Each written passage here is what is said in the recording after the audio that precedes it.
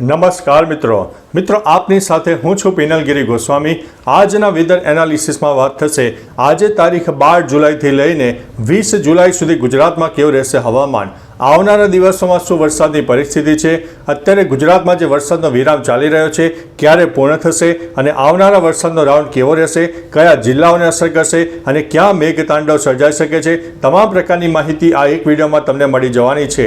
પ્રથમ વાત કરીએ તો સિસ્ટમની, અત્યારે મધ્ય ભારત તરફ એક મજબૂત સાયક્લોનિક સિસ્ટમ સર્જાયું છે, બીજી તરફ અરબી સમુદ્ર અને બંગાળની ખાડીના ભેજવાળા પવનો પણ મળી રહ્યા છે, ત્રીજી તરફ મિત્રો લો ક્લાઉડ ફોર્મેશન પણ ધીમે ધીમે સર્જાવા જઈ રહ્યું છે, જેની અસરના ભાગરૂપે થઈને આગામી 24 જ કલાકમાં ગુજરાતના અનેક ભાગોમાં વરસાદની શરૂઆત થઈ જશે।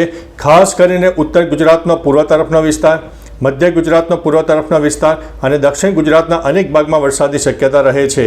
મિત્રો મહત્વનું છે કે આ જે સિસ્ટમ સક્રિય થશે, ભલે હવામાન વિભાગે દક્ષિણ ગુજરાત માટે ખાસ વરસાદની આગાહી વ્યક્ત કરી છે, પરંતુ મિત્રો અમારું અનુમાન છે તે મુજબ ઉત્તર ગુજરાતના સાબરકાંઠા હોય ઉપરાંત અરવલ્લી સહિત અનેક વિસ્તારમાં વરસાદની તીવ્રતામાં આગામી 10 થી 12 કલાકમાં નોંધપાત્ર વધારો થાય તેવી શક્યતા દેખાઈ રહી છે।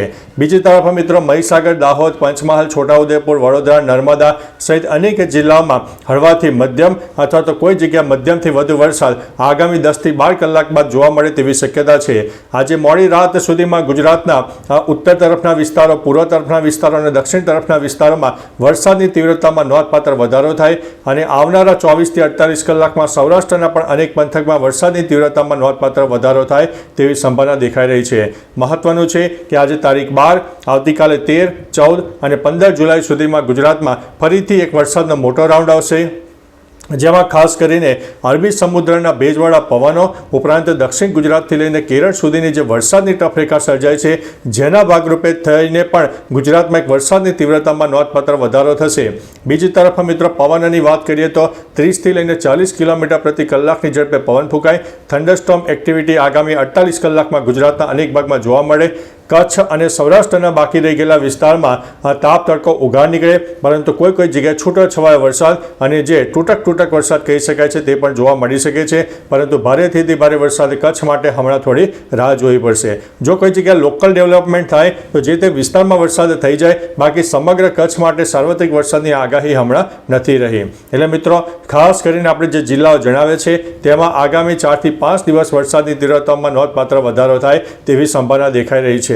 બાકી મિત્રો તમારા વિસ્તારમાં વરસાદનું પ્રમાણ કેવું છે, તાપ તડકો ઉઘાડ હોય વરસાદનું પ્રમાણ કેવું છે, ભેજનું પ્રમાણ કેવું છે, તમામ પ્રકારની માહિતી આપજો જેથી અન્ય મિત્રો પણ જાણી શકે।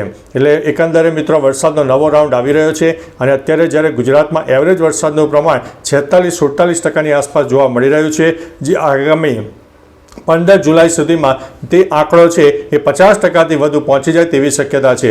બીજી તરફ મિત્રો ઉત્તર ભારતમાં પણ અત્યારે ભયંકર વરસાદ અને પૂરની પરિસ્થિતિનું નિર્માણ થયું છે અને ખાસ કરીને ગુજરાત સિવાયના વિસ્તારોમાં જે એટલે કે અનેક રાજ્યોમાં વરસાદ થયો છે અને ઉપરવાસમાં થયેલા વરસાદને કારણે હવે ધીમે ધીમે ગુજરાતની નદીઓના જળસ્તરમાં પણ વધારો થશે, ડેમમાં પણ જેનું લેવલ છે તે પણ હવે ધીમે ધીમે વધી શકે તેવી સંભાવના છે। એટલે આગામી 15 થી 20 જુલાઈ સુધીમાં ગુજરાતમાં મેઘતાંડવ સાથે નદીઓમાં પૂરની પરિસ્થિતિનું પણ નિર્માણ થાય, નદીઓમાં પાણીની આવકમાં પણ વધારો થાય તેવું પણ શક્ય બની શકે તેવી સંભાવના છે। એટલે મિત્રો નીચાણવાળા વિસ્તારો થોડા એલર્ટ રહેજો, સાવધાન રહેજો। અત્યારે કદાચ તાપ તડકો ઉઘાડ હશે, વરાપ હશે, એટલે તમને આ આગાહી સાચી નહીં લાગે, પરંતુ આગામી 24 કલાકમાં જ આ વરસાદ પોતાનું રૌદ્ર સ્વરૂપ બતાવવાનો છે, તે તમારે નોંધવું જરૂરી છે। બાકી મિત્રો તમારા વિસ્તારમાં કેવું વાતાવરણ છે, વરસાદ હોય, તાપ તડકો ઉઘાડ હોય, તમામ પ્રકારની માહિતી નીચે વિસ્તારો સાથે આપજો જેથી અન્ય મિત્રો પણ જાણી શકે અને આ વિડીયોમાં અન્યમાં શેર કરજો જેથી ગુજરાતની જનતા જાણી શકે કે ગુજરાતમાં વરસાદની શક્યતા ક્યાં અને કેટલી રહેલી છે। તો ચાલો મિત્રો ફરીથી દેશ અને દુનિયાના તાજા સમાચાર અને વરસાદની નવી આગાહી લઈને મળતા રહીશું, ત્યાં સુધી અમને રજા આપશો। નમસ્તે।